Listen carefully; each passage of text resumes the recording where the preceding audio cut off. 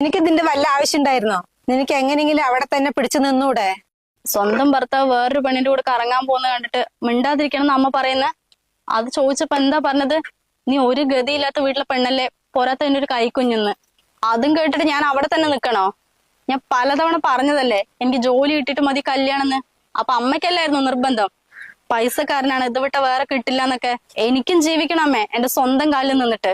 ഇനി നിങ്ങൾക്കൊക്കെ ഒരു ബുദ്ധിമുട്ടാണെങ്കിൽ പറഞ്ഞാൽ മതി, ഞാനും എന്റെ കുഞ്ഞു ഇവിടെ നിന്ന് മാറി തന്നോളാം. എന്നാലും നീ ഇല്ലാണ്ടാവാൻ നിക്കോ? കരയില്ലേ?